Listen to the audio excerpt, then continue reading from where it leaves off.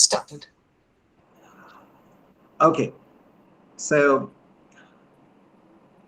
Boy Lecture Series is widely known now and also widely acclaimed to be a platform that showcases a brilliant and extraordinary mind with one of his Boy. Boy is the book. And into its third year now, having had a wonderful journey with outstanding minds in the academy today, we are privileged here today to have Professor Mark C. Taylor of Columbia University, who is one of the leading thinkers on religion, philosophy, theory, and other forms of interdisciplinary formations. Now, Taylor's first book, Kierkegaard's Pseudonymous Authorship, The Study of Time and Self, was published by Princeton University Press in 1975. This was followed in 1980 by the work by which Taylor received his doctorate, that is, The Journeys to Selfhood, Hegel and Kierkegaard, and that was published by University of California Press in 2000, of course by Fordham by in 2000, but republished or reissued by Fordham. And that continues Taylor's engagement with Kierkegaard and Hegel, which actually forms his foundation of many of his subsequent works. Now, in the early 1980s, Taylor began exploring Jacques Derrida, who happens to be one of his very close friends, and he published Erring, a postmodern theology for the University of Chicago Press in 1984. And it seems that it is actually being considered, widely considered, to be one of the earliest attempts to study religion from the standpoint of post-structuralist philosophy. And this was actually followed by two more books that talks about theory and deconstruction and post-structuralist engagement of Taylor, was his Deconstruction in Context from Chicago University Press in 1986, and again Alterity from University of Chicago Press in 1987.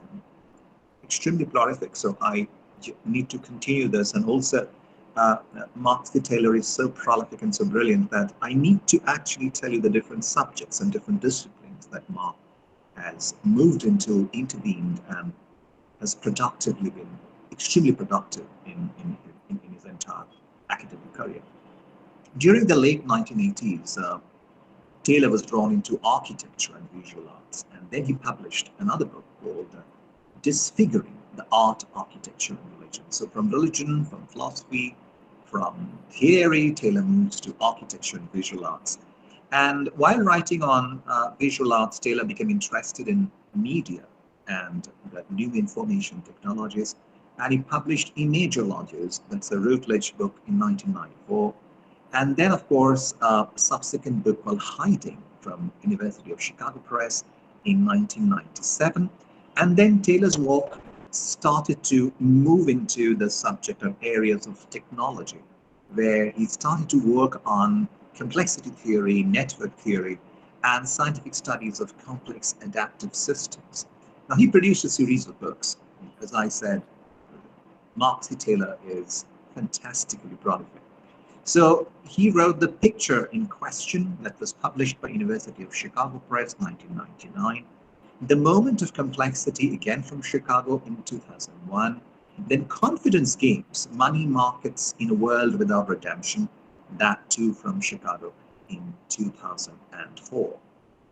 Then, of course, one of my favorite books comes up in Taylor's After God, which was published in University of Chicago Press again, where Taylor weaves a lot of strands of his earlier engagements with different books and different subjects into his over here. And then additionally, Taylor brought up a series of books called Refiguring the Spiritual from Columbia University Press, 2012, Speed Limits, Where Time Went, and Why We Have So Little Left from Yale University Press, 2014.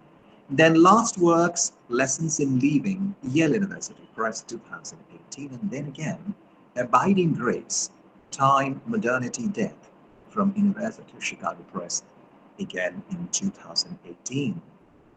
Boy Lecture Series tonight features Taylor's another tour de force, that is Seeing Silence from University of Chicago Press in 2020, a book that he chose to be the boy for the Boy Lecture Series tonight. And we are very honored, very, very honored, in fact, to have an extremely distinguished Professor Mark C. Taylor here with us. Over to you, Mark.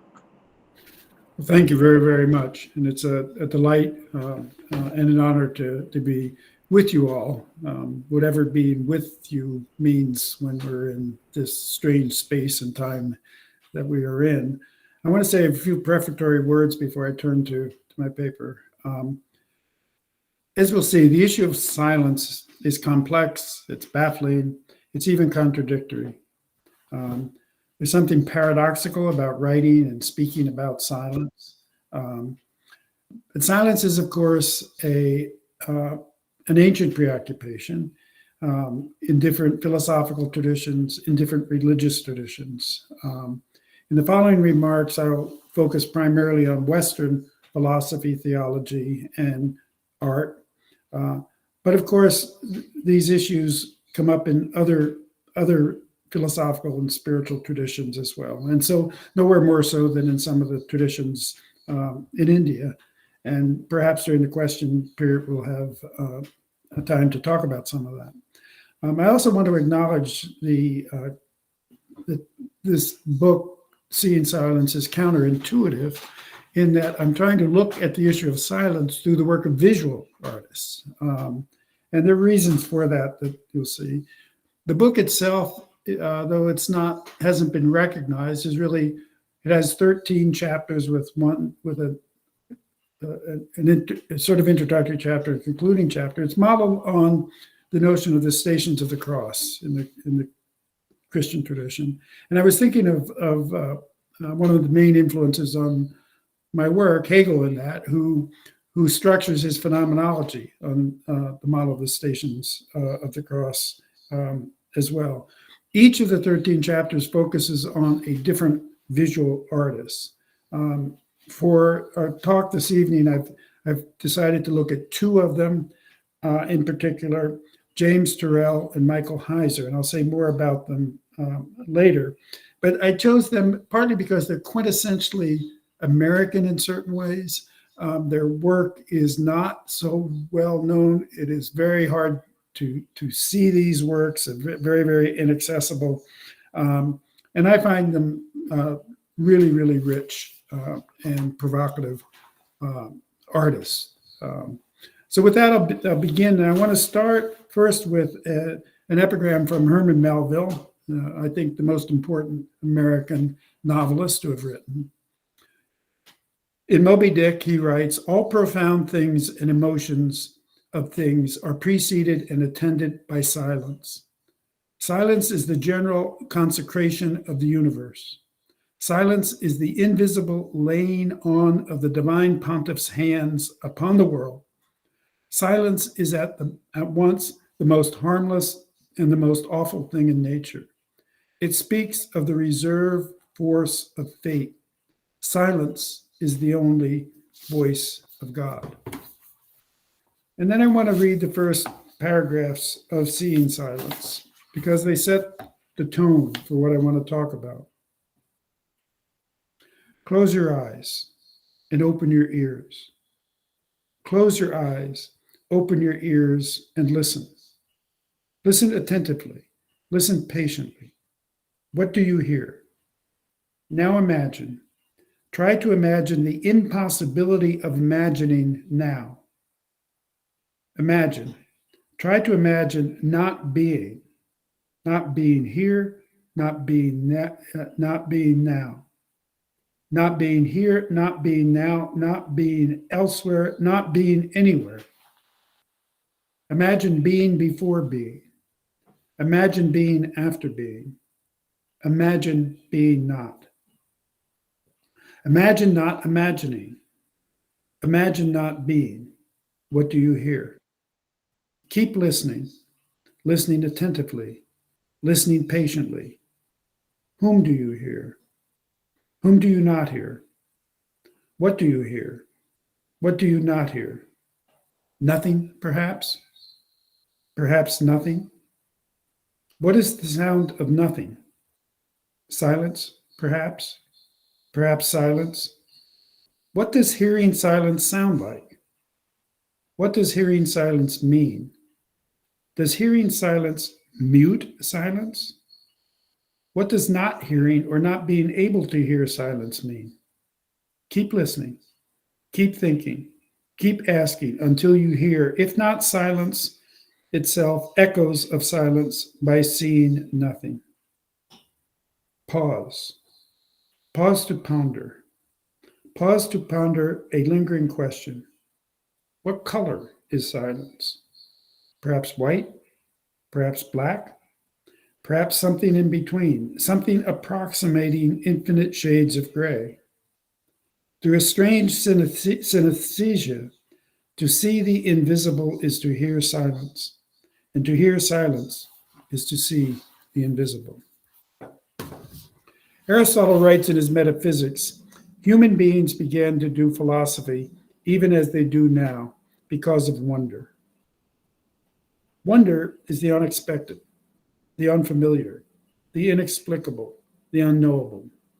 So understood, nothing is more wonderful than death. Philosophy, I believe, is a prolonged meditation on death. And death is silence, absolute silence. We emerge from and return to silence. The silence of death is unimaginable. When I am here, death is not, and when death is here, I am not. The unimaginable is unsayable. To say silence is to break silence, and yet silence can be heard, if not within words, then between them. Silence lies between, always lies between. Silence can only speak by lying, because words betray silence. Betray, to deceive, and also to reveal. Words and language are always duplicitous, because they inevitably betray silence by simultaneously showing what they hide and hiding what they show. The poet of silence, Edmund Jabez, writes, "No, silence is more oppressive than that which grips us at the boundary of the book. Silence is the universe spread out and over how many seasons? I no longer see words. I see only the place of their birth and their death, which is blank. Silence is the liminal white space that lies between words, thereby giving them time and space to breathe. This is the whiteness of Melville's whale," and I quote Moby Dick. "Though neither knows where the nameless things of which the mystic sign gives forth such hints, yet with me somewhere those things must exist. Though in many of its aspects, this visible world seems formed in love, the invisible spheres were formed in fright. It is that by its indefiniteness, it shadows forth the heartless voids and immensities of the universe, and thus stabs us from behind with the thought of annihilation when beholding the white depths of the Milky Way. Or is it the essence of whiteness, or is the essence of whiteness not so much a color, but the visible absence of color, at the same time the concrete of all colors? Is it for these reasons that there is such a dumb blankness full of meaning, a wide landscape of snows, colorless, the colorless all color of atheism from which we shrink? The visible absence of color. If silence cannot be heard, or can only be heard by not hearing, then might it be seen in the invisibility that makes everything visible? And might the colorless all color of atheism be the only possibility of faith that remains after the death of God? In the beginning and in the end, not the word, but silence. Seeing silence, like philosophy, began as a meditation on death. The death first of my mother, and then of my father. In the weeks after my father's death, my brother and I were responsible for clearing out the only house my parents owned and the house where we both grew up. It was a melancholy task that brought back both painful and fond memories. As we neared completion, I discovered a box of photographs tucked away in the far corner of the attic. My father had been a semi-professional photographer and had taught me how to take, develop, and print photographs. The pictures in this box were too old for my father to have taken them. All were black and white, and many were sepia. They were all images of people, but neither my brother nor I knew a single person. Furthermore, we did not know when or where the photographs had been taken. What made these photographs important enough for my parents to keep all these years? And why had they hidden them away in a distant corner of the attic? As we pondered these questions, my brother and I realized that everyone who might have known who these people were was dead. Nothing seals death more than questions we can no longer ask. These images and the lives represented are forever shrouded in silence.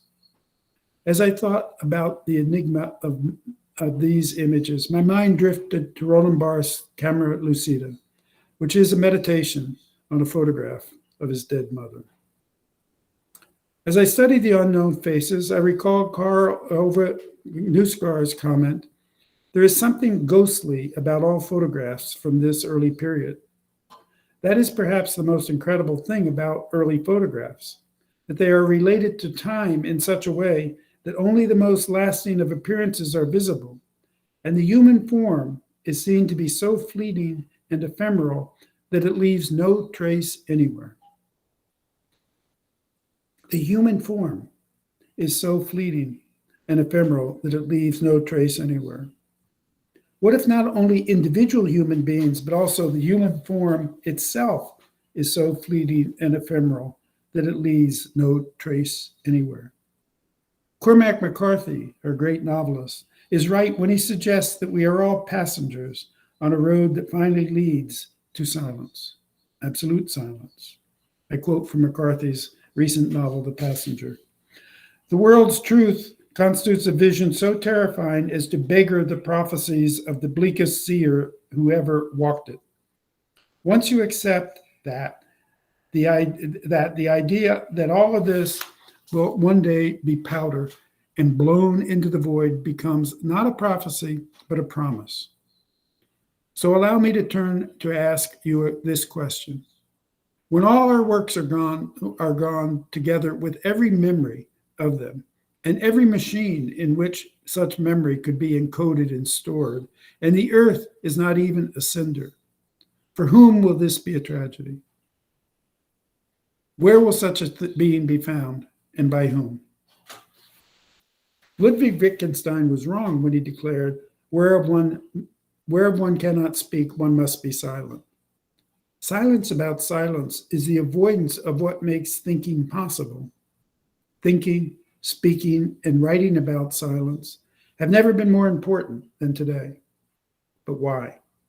Why think, speak, write about silence here and now? At one level, the answer is obvious, perhaps too obvious to mention. It is important to think about silence here and now because silence has never been more absent from the world. 24/7, 365, noise, incessant noise. Earbuds plugging our ears and drowning out everything that is not on your own channel. People walking in streets, speaking into a void to no one or to someone who is never present. Rushing with eyes downcast, oblivious to surroundings. Listening without hearing, looking without seeing. The more connected we become, the more distracted and divided we are. There is an economy of noise. Noise keeps the economy running. Metastasizing media constantly transmit ads designed to create desire where there is no need. So-called social media, which are really antisocial, program people to want what advertisers want them to want. What appears to be an individual decision is dictated by an algorithm that targets consumers.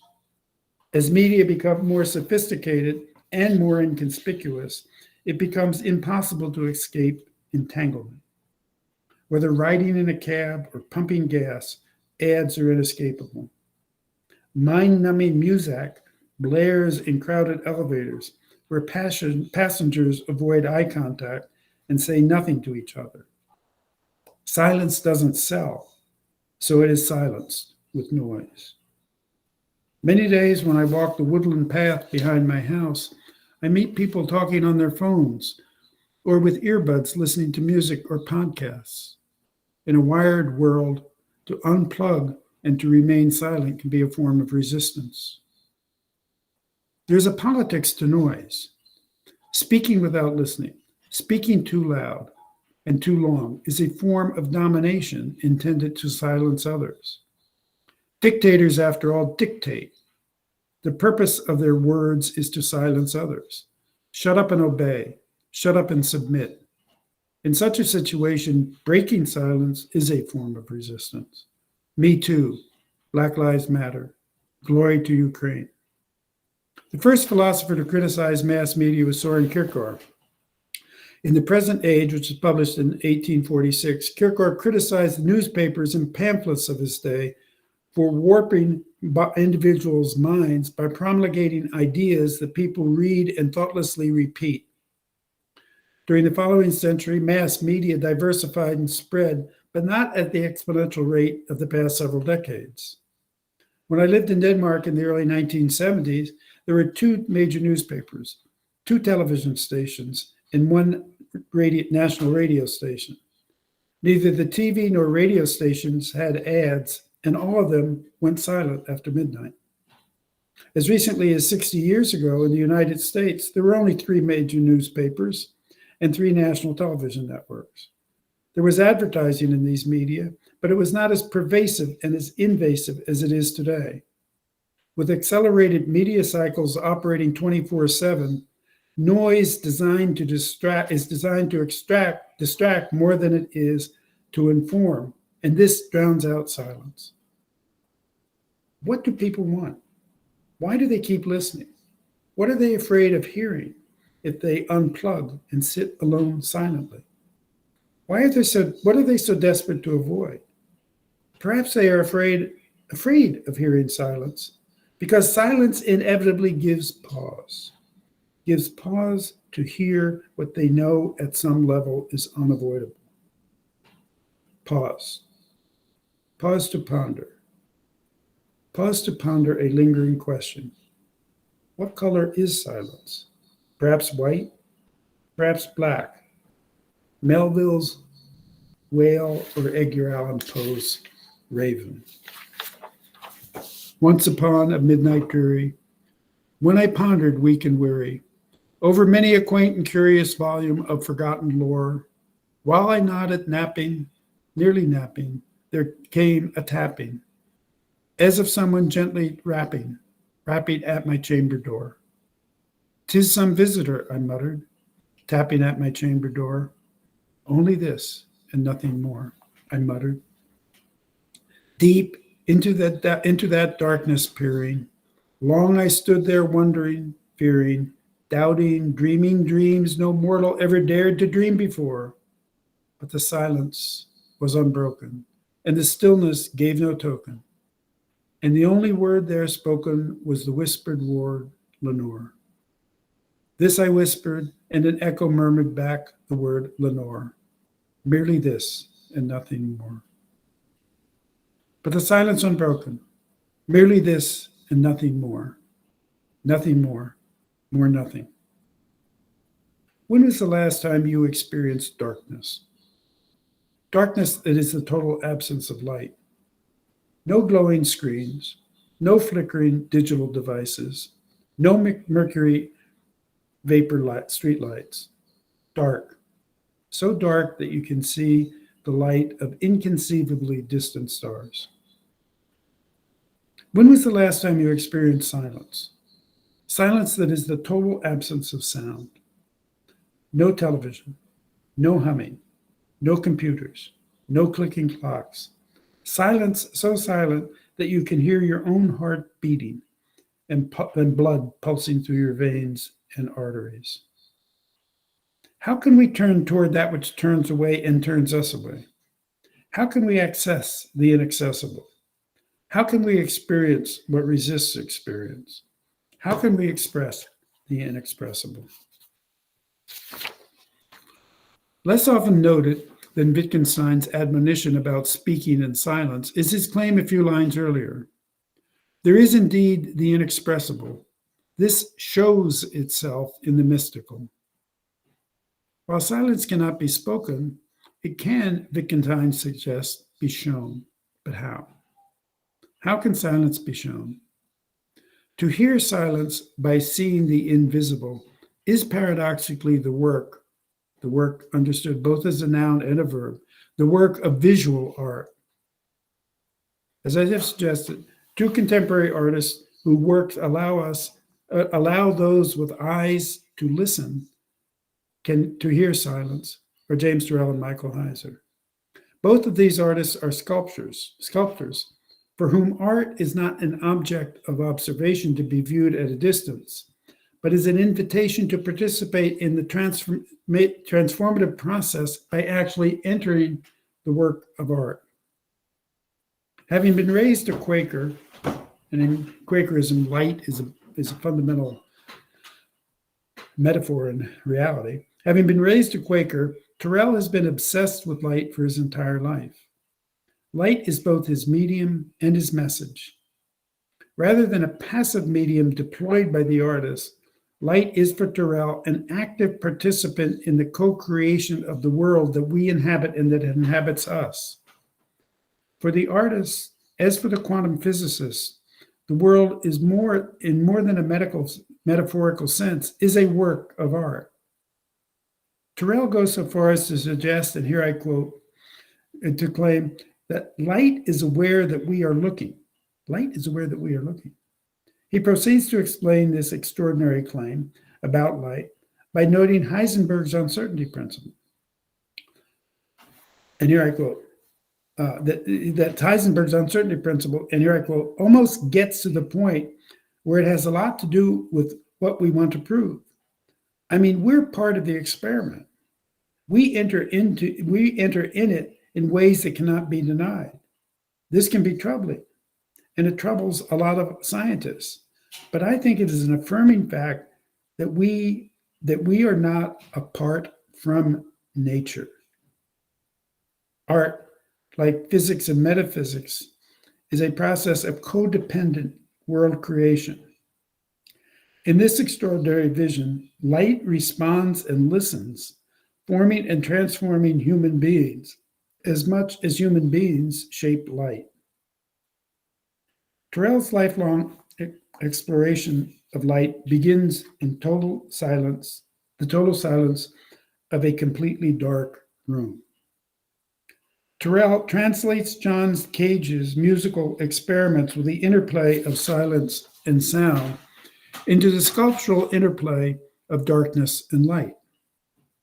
If, as Cage demonstrated, cultivating the experience of silence can clarify sound, then perhaps the experience of darkness can illuminate light. To explore this possibility, he develops a series called dark spaces, which are rooms that are totally dark. Sitting silently in these spaces, after images of the world of light linger until your eyes adjust to the darkness. Then you are completely immersed in a total blackness and you see nothing. Yes, impossibly, you see nothing.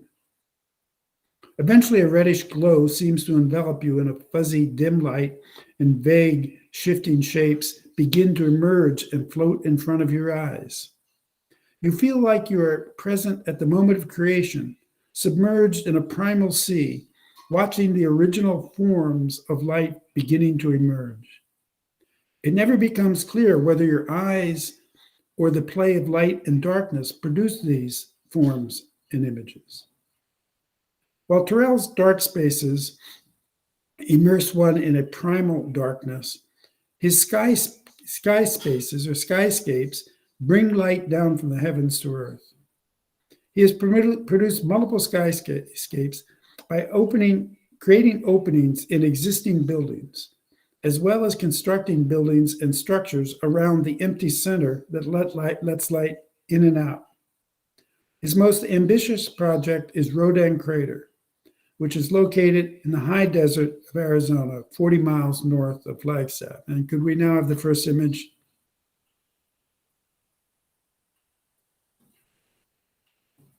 Yes, sir.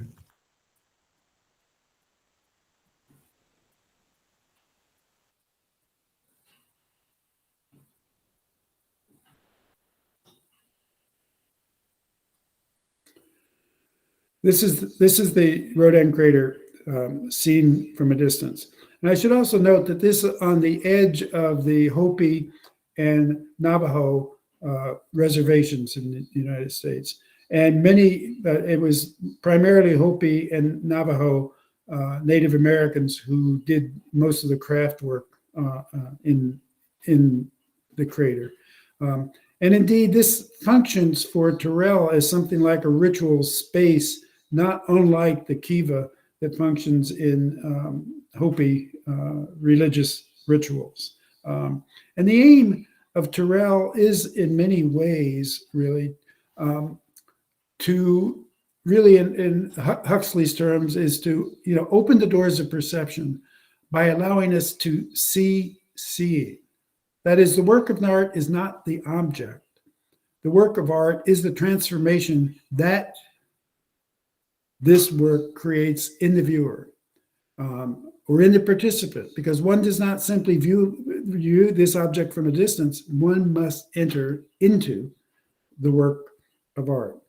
The top of the crater gives a 360-degree view of this horizon, again, across the desert. We have the next image, please. At the top, this is seen from the sky, is the bowl of the crater, which he has emptied out or sculpted. Right? It is an ellipse that measures 1,000 feet. I didn't translate that into meters, by 800 feet. And creating this required him to remove 1.3 million cubic tons of dirt. At the center of this is a circular skylight. You enter into this work of art by entering a dimly lit round dome room in which everything is either black or white, black marble, black powdered lava, and in the middle of that room, there's a huge, it must be about almost 2.5 meter in diameter stone, white stone that is somewhat translucent, 7 feet, and it's 4 inches thick. That's the centerpiece of this room. But this room is then a gateway to what he calls the Alpha Tunnel. We have the next image, please.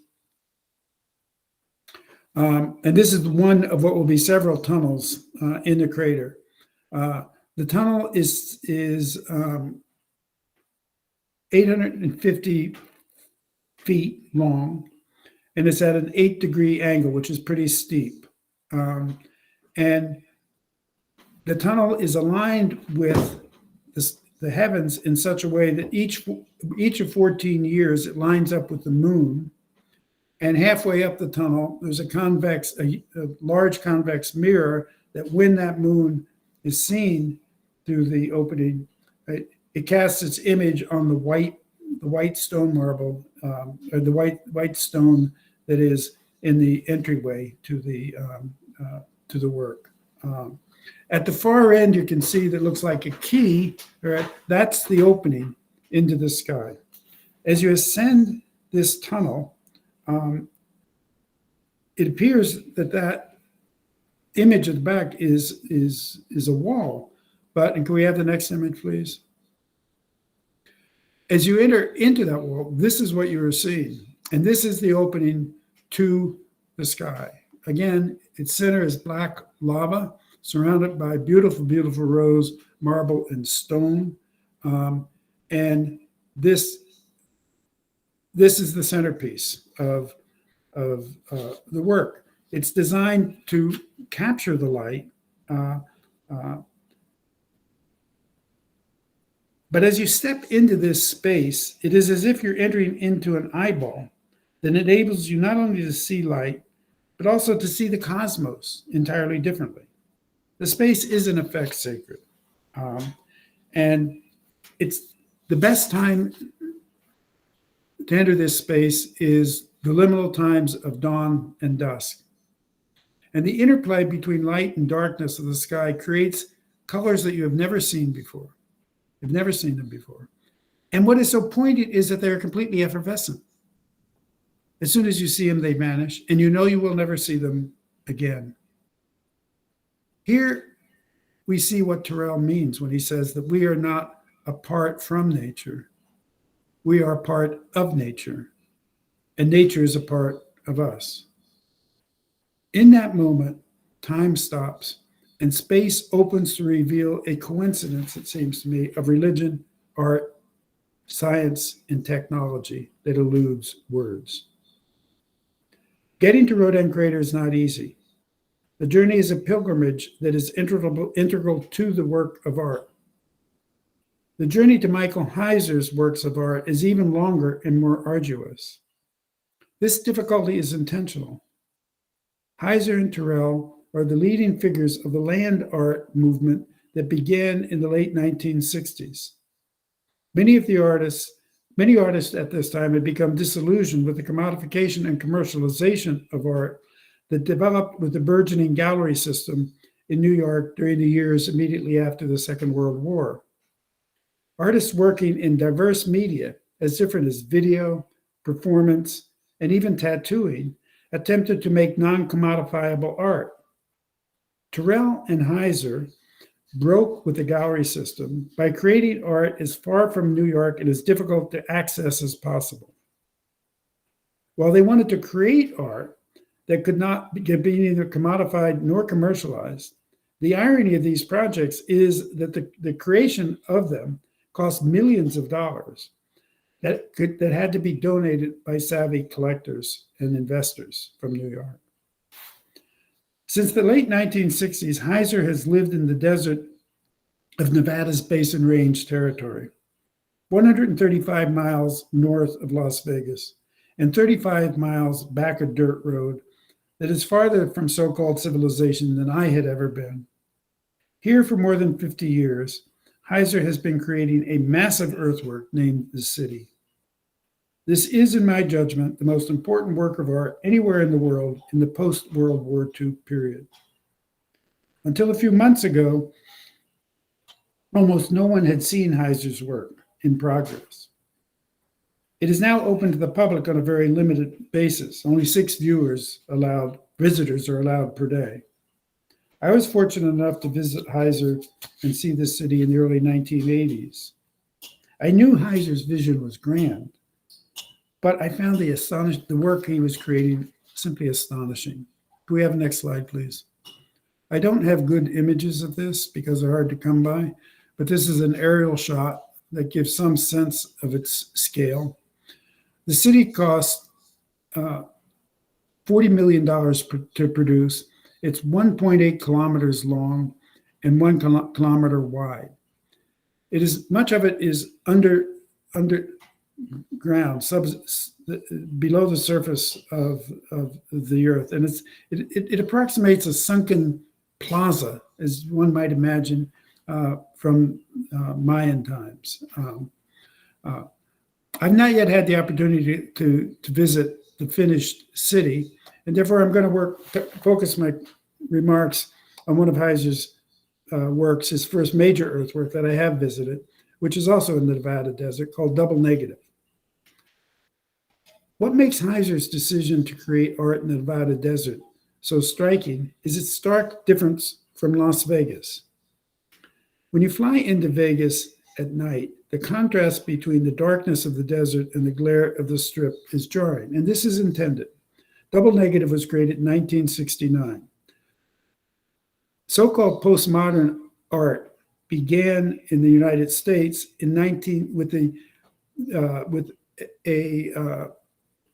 a studio that Robert Venturi and Denise Scott architecture studio that Denise Scott Brown and Robert Venturi did in Las Vegas in 1968. The book that came out of that was published in 1972. It's called Learning from Las Vegas. That was all taking place at the precise time Turrell and Heiser were beginning their land art. And as I say, nothing could be more different from Venturi's veneration of the Strip in Las Vegas with its signs, images, and play of light than Heiser and Turrell's work. Vegas is the epitome of everything that Heiser's art is not: noise, lights, excess, frenzy, distraction, entertainment. Here is a pocket of noise in a sea of silence. It's not just the lights of the Strip. It's the noise in the airport, taxis, hotels, elevators, shows, and casinos. And above all, the incessant clamor of slot machines everywhere. Heiser picked me up late at night, just as night was falling. And leaving the lights behind and the noise of the Strip, we rode through in his white pickup truck through the darkness. And as we did so, I could not help recalling the words of a song of one of my favorite rockers, Bruce Springsteen, "Darkness at the Edge of Town." Tonight, I'll be on that hill because I can't stop. I'll be on that hill with everything I got, with all our lives on the line, where all our dreams are found and lost. I'll be on there, and I'll pay the cost for wanting things that can only be found in the darkness at the edge of town. The darkness at the edge of town. Next slide. Can I have the next slide here, please? Wanting things that can only be found in the darkness at the edge of town. That's what Heiser has always been looking for. And that's why I was following him into the darkness of the desert. I had come to Nevada in preparation for writing an essay on double negative, which had recently been acquired by the Los Angeles Museum of Contemporary Art. As I said, it was created in 1969 and launched the land art movement. Double negative is located 130 kilometers north of Las Vegas on a mesa in Overton, Nevada. A hazardous switchback sand road without guardrails leads to the top of the Mormon Mesa, where a 13-kilometer dirt road that is so hard to find that Michael had trouble keeping from getting lost leads to the artwork. When we finally arrived, I was overwhelmed by the size of double negative. The work consists of two gaps on opposite sides of the mesa, and you can see that in these images. Heiser created this work by removing rather than adding material, thereby creating negative space. He made two clearings by opening or removing or displacing 200,000 tons of sand and rock to form two symmetrical voids, double negative, each 50 feet deep and 30 feet wide, with 90 degree walls and descending and ascending ramp at 45 degrees. We have the next image, please. End to end, the work is as large as the Empire State Building is tall. The work is the interplay of negative and positive space in which one can see echoes of the interplay between sound and silence. Double negative is literally and figuratively about nothing. Heiser explains there is an implication of an object or form that is actually not there. In order to create this sculpture, material was removed rather than accumulated. The sculpture is not a traditional sculpture. The two cuts are so large that there is an implication that they are joined into a single form. There is nothing there, and yet it is still a sculpture. Descending beneath the surface and entering into the work of art, the walls display vast murals, rich collages and assemblages and combines of unspeakable beauty. The colors and shapes and forms and figures are too intricate to have been crafted by any human hand and suggest a terrifyingly impersonal personality, perhaps even an inhuman intelligence. Michael insisted that before I left Nevada, I had to view double negative from the air. So he arranged for a helicopter to fly over his work of art. Next slide, please. What I had not appreciated from the ground, I saw from the air. Two voids separated and joined by a third void between them. Voids within voids, removing the ground from beneath your feet and taking your breath away. Like the silence between words that allows everything to be said, the nothing of this in between allows everything to appear. As I rode back to Vegas, I jotted my notes in journal. My concluding words summarized what I had experienced in the desert. Listen. Listen to the silence that is not our doing, but an undoing that is not our own. Years later, I discovered echoes of this experience in Leonard Cohen's haunting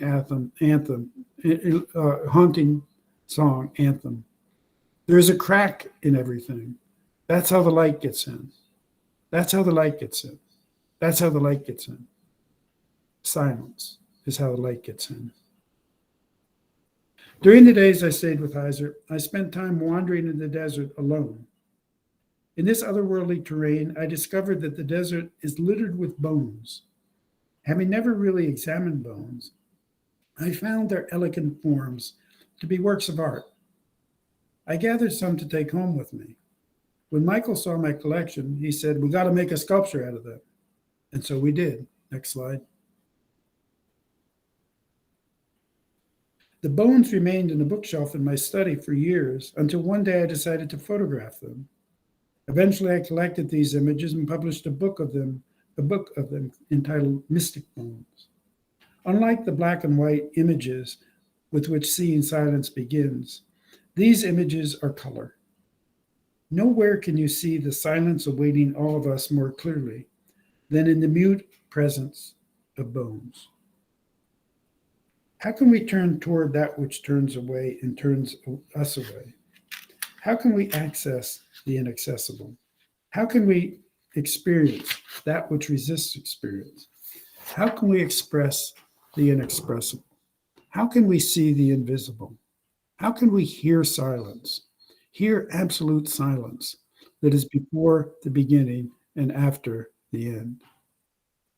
Having followed artists into the desert of the real, I have learned that to see silence, one must take philosophy off the page and listen patiently.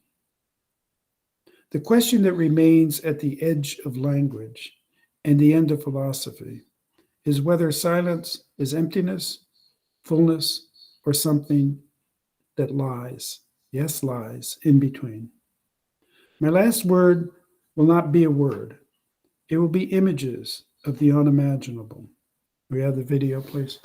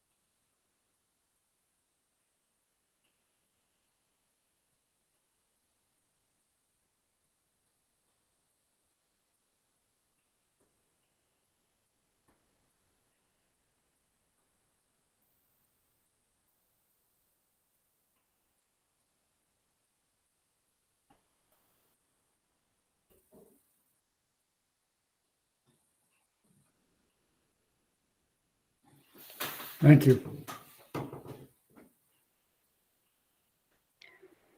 Thank you so much, Professor Taylor, for this intellectually stimulating and engaging session. It is a privilege to have you as the speaker at the prestigious Boy Lecture Series.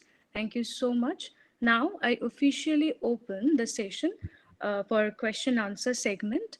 If anybody has anything to ask, kindly ask Professor Taylor directly by unmuting yourself, or you can write down your question in the chat box. I'd be happy to read it out for you. Thank you. Hello. Hello. Hey, Payal. Thank you for that wonderful lecture. I have two questions. Okay. So my first question is, you were talking about the silence represented in arts and natural places and all. My question is about Indian aesthetics, how aesthetics meditate about silences. For instance, about Indian aesthetics, the main segment of Indian aesthetics is rasa theory, which is loosely translated as affect, and Bhava theory, which is loosely translated as emotions. So Abhinavagupta has described the rasa state, the state when a reader or or an audience achieve that rasa state, that state of rasa. That state is described as Brahma rasa sahadara. That means that that state is just below the state of Brahmana, which is an all-pervasive God type, God, like not even God, like an all-pervasive presence. So and that state is a state of complete silence. Okay. So my question is how that kind of aesthetic meditate about silence, and that silence, and how that silence can be represented through art, and can affect the relationality that is established between an audience and a performer. And the second question is how silence is I mean silence affect one subject from the perspective of Western affect theories. For instance, if a caregiver is meditating about her choices about giving care or not giving care, or becomes ambivalent about care ethics. So he or she might express that feelings or that ambivalence through words or remain silent. But that doesn't mean that that silence is not affecting her or her choices, right? So my question is how that silence can be elaborated, or how that silence can represented or approached through affect studies. Okay, thank you. These are excellent and difficult questions. Let me try to condense what you say to two questions: affect and performance, if you will. That's what I heard. Let me take affect first. One of as someone who has spent his whole life reading, writing, and teaching, one of the things that I've come to appreciate anymore is not only the possibilities that language has, but the limitations of language, and ways in which, in some ways, the very limitations of language make language possible. And one of the ways that I put this point to myself in some ways is that I believe there are things that we can apprehend that we cannot comprehend. And the whole question of consciousness is crucial here, and the relationship between consciousness and language. I have thought about what some of what I understand affect theory to involve through philosophy. And one of the philosophers who's been most useful to me in this is Heidegger, actually, where he uses the word attunement, right? That there are ways in which affects attune. And I think that works of art and I'll come back to performance in a minute. I think for works of art can, in certain ways, attune one to that which cannot be articulated clearly and precisely in language. Hegel, as I said, for whom I'm deeply, deeply indebted, he sees art, religion, and philosophy as having the same content in different forms. Art and religion present in image and representation what philosophy presents in concepts. So his philosophical position is to try to translate images and concepts into images and representations into concepts, Vorstellung into Begriff. In some ways, I've tried to do the reverse in certain ways. That is, translate these ideas back into images and language. And those images can, in certain ways, be verbal. I mean, the different ways in which language is used to perform. I mean, Bataille calls the word like silence what he calls slippery words, les mots glissants. They're slippery because, in a certain sense, the very word silence unsays itself in its very saying. Right? How can one then allow or create an occasion for the experience of that which eludes language? And I think that's partly why I turned to Turrell. And in this case, I mean, there are obviously lots of other artists I could use for this. Performance, I mean, it's a similar kind of process. I have not myself engaged in performance, but I'm doing a course at the moment with my co-teachers who is a playwright and an actor, and it's been very, very interesting to see the ways in which she tries to work out in the performance itself some of the issues that I'm dealing with in philosophy and art. And part of what that performance involves is breaking down any kind of barrier between audience and performers. I mean, just as Turrell and Heiser take art off the pedestal and take one into the work of art. You don't view it that way from a distance. So too participation in the performance itself, I think, can occasion that kind of experience, if you will. And that's the best I can do. Thank you so much, Professor. Okay. Hello, Amanda. You can ask your question to Professor Taylor now. Amanda, are you there? Okay. So, sir, there is a question written in the chat box. I'm reading it for you. The question is from Anshu Chetri, and she's asking, is there any similarity between silence and shunyata? If yes, how are they interrelated with each other? And if no, how are they different from each other? So let me get the term. Shunyata, is that what you're saying? Yeah, shunyata. Yeah. Right. Yes, I think they are. And this is complicated. And I hesitate sometimes to talk about these because I don't know as much about some of these traditions as I should. But I played with the word. I don't know if it comes through, but there's a lot of play with language in what I just presented. And one of the words that I play with a lot in there is the word lie, right?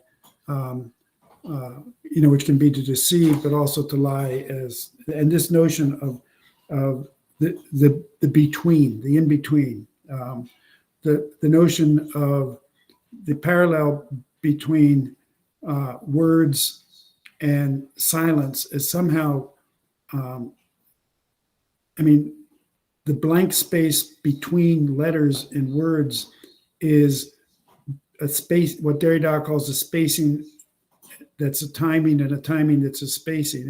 It's an opening, or what Heidegger calls aletheia, a clearing or an opening. I mean, that's what Heiser's double negative does in certain ways. And that in between, that interstitiality, is something that is neither this nor that. The title of the book that I'm writing now is called Neither Nor, A Radical Relationality. So the whole notion of, as I understand sunyata, is a notion of the interrelationship between emptiness and form, or when I think about Hegel in terms of being and nothingness, in which it is precisely that in between, that interstitiality, that liminality, that marginality. That's the notion of the edge. What's at the edge of town? What's at the edge of language? What's at the edge of the book? That allows us to overcome the kinds of oppositional dichotomies that we have, so that notion of sunyata is very, very close to what I'm trying to get at with this notion of silence.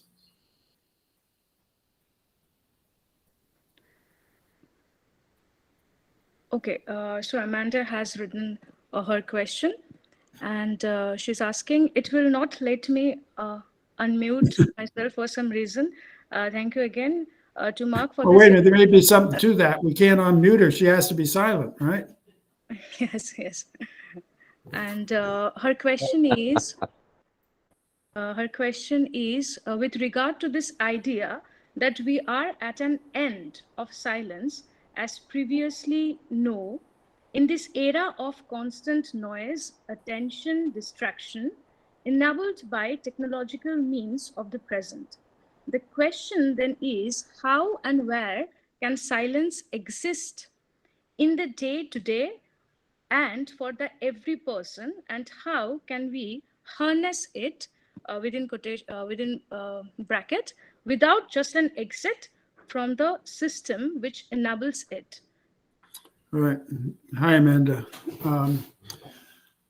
It's a good question. I mean, I think, just personally, I said, I guess before we started recording that, I live in New York City, and I live here in the Berkshire Mountains of Massachusetts, and that's sort of noise and silence for me. And, I could not live all the time in the city, I think. It's a difficult question, because one cannot simply unplug in today's world.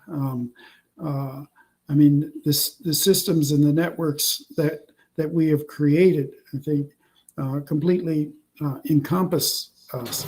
I refuse to use social media. I use email, and that's about it. I refuse to use Facebook. TikTok. All of those media. There are ways in which one can not engage in this practice of distraction, which is only going to get worse, right? It's getting more and more sophisticated, only going to get worse. I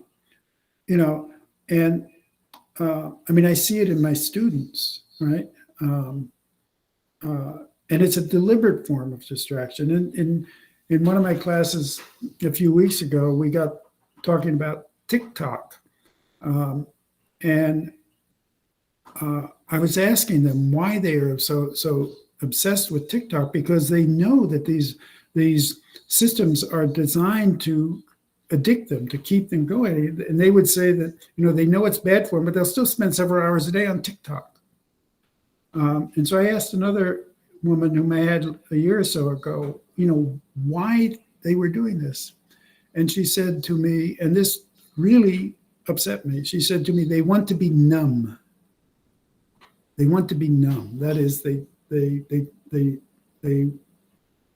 want to not feel rather than feel. And what does that say? I do think that pausing taking time out, setting aside the time for reflection, which can be similar to but not identical with meditation, right? Gives pause, right? Difficult questions take time, right? But to face silence is also to face the void in certain ways, right? We try to avoid the void. Right? That's why we're addicted to noise, right? Because the absolute silence is death, right? And I,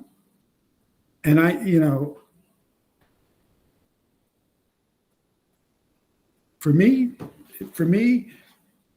it's the time of reading and writing and reflecting, right?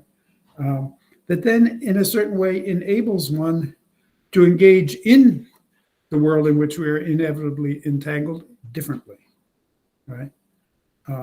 As I said, the book that I did that Ranjan mentioned, Speed Limits, was on this whole issue of speed, right? And the notion of acceleration, right? In a world that so valorizes speed, slowing down can be radical, right?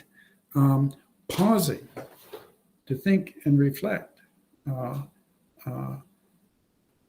one has to take time out, and the technologies that are creating these problems are designed to make that impossible or to make it undesirable, right? Yeah, speed and noise are related. That's best I can do, Amanda. Rusha, we can just about take one question at this moment. Okay, but there are actually two questions. One from... we have already run out of time. It's 75 minutes here already, but I would tell you that you can just about say those two questions, read those two questions out for Mark, and Mark can combine the answer for us if possible. That would be easier. Then we get a little more comfortable in time because we are having to run out of time. So, That's what I said. Where did time go and why do we have so little left? We're always running out of time. Yes, that's the problem. We are all the time chased by it. We can hardly control this. And No, we can't control even though we read, write, and do all kinds of things, I mean, we are always, as you said, we are always short on time. Avoiding the devoid is impossible, believe me. Right. Yeah, Rusha, you can read these questions out for me. So the first question from Purban Jha is, he was wondering about Wittgenstein's last remark in the Tractatus Logico-Philosophicus, whereof one can speak anything, one must pass over in silence. That again opens up another world of silence and our penchant to reach that space perhaps. And the disquietudes of life may also tempt us to be there. And he would love to know your view on that. And another question, I'm reading it out, Arnab Chakraborty from Arnab Chakraborty. And he's asking about the concept of spirit photography. If photography is associated with death and mourning, how does one view the image-based presentation of an after-death entity, and within bracket, provided the spirit photography is not a hoax? Is not a hoax? Yes, it's not a hoax. Right. Okay, so two questions. First, the question on from Wittgenstein. If I understood correctly, the implications that were being read out of Wittgenstein, and that I agree with that.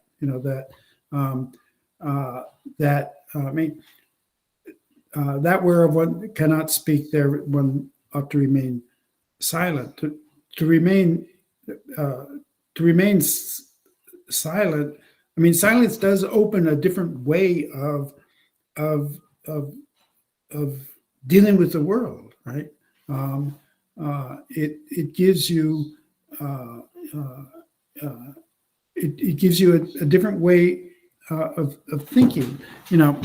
I don't work. I mean, I work primarily out of. I mean, it's not a Dodge out of the continental tradition, and so I'm not. I'm not. I mean, I don't use Wittgenstein as much as I might, but the way the world that opens for me as I think about silence is very different from the world that Wittgenstein thinks about silence. Because in some ways, silence can lead to a certain completely lack of consciousness. I mean, Eros and Thanatos in some sense become one as one merges with the all. But what's more interesting to me is the way in which silence both separates and connects. It's that oscillation, right? It's that oscillation or alternation. That's what I was trying to get at in alterity that you mentioned, Rancha. And the ways in which silence opens us to that to which we have not been attending, right? The technologies force us to distract, not to attend. And therefore, in certain ways, what's crazy is that the noise silences us. That is, it's the constant bombardment with noise, right? That leads to the lack of reflection, right? That leads to the lack of thinking, right? That then, in a certain sense, silences, right? And okay, so the other question. Remember, what was the other question again? Just give me briefly. Yeah, sure, sir. The question is regarding the concept of spirit photography. Okay, spirit photography, right. Yeah. Okay. I'm not sure what to do with this one because I know, I mean, one of the really interesting, I'm not a historian of photography, but I do know that, historically photography was all tied up with certain forms of spirituality and the like.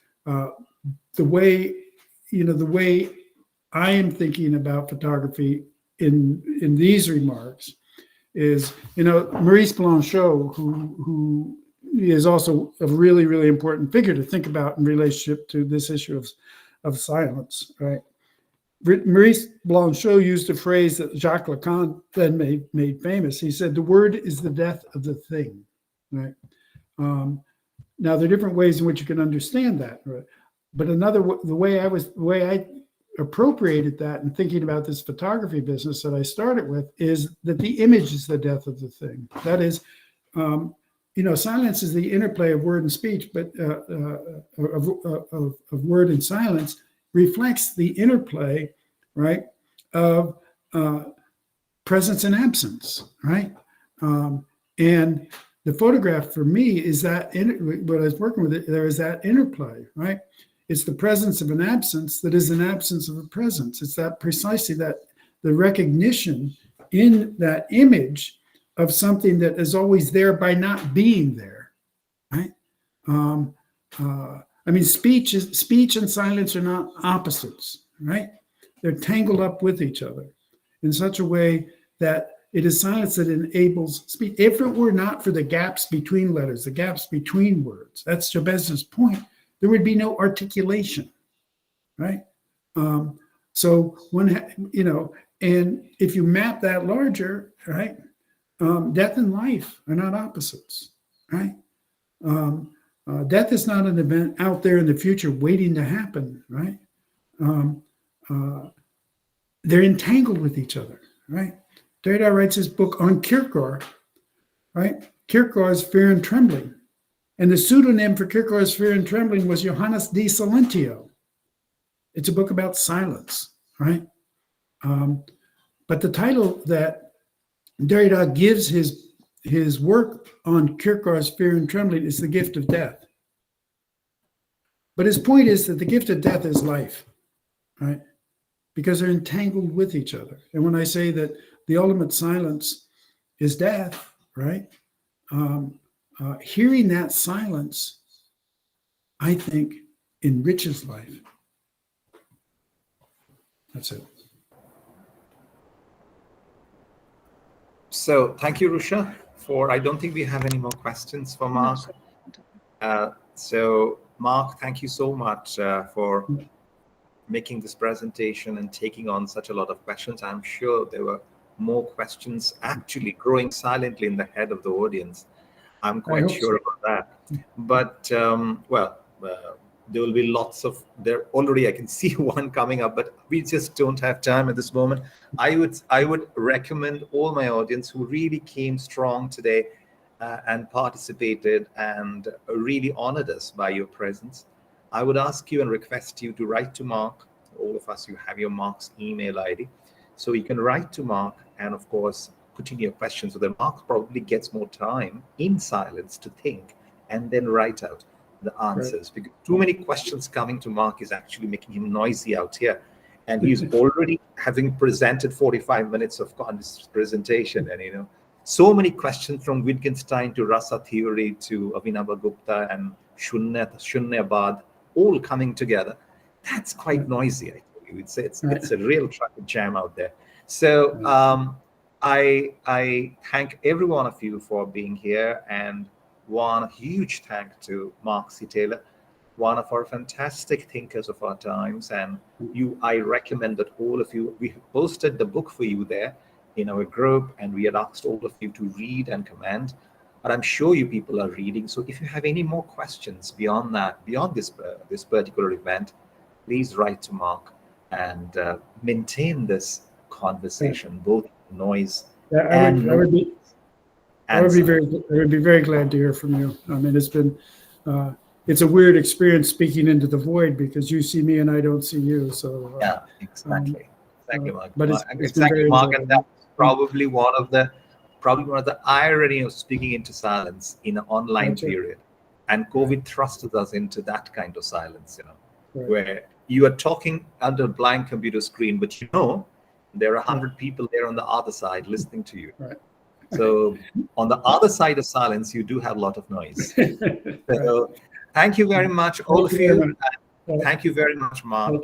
Okay, thank you. Have a nice day and good night to all of you. Okay. Thank you. Bye. Bye-bye. Bye. Bye.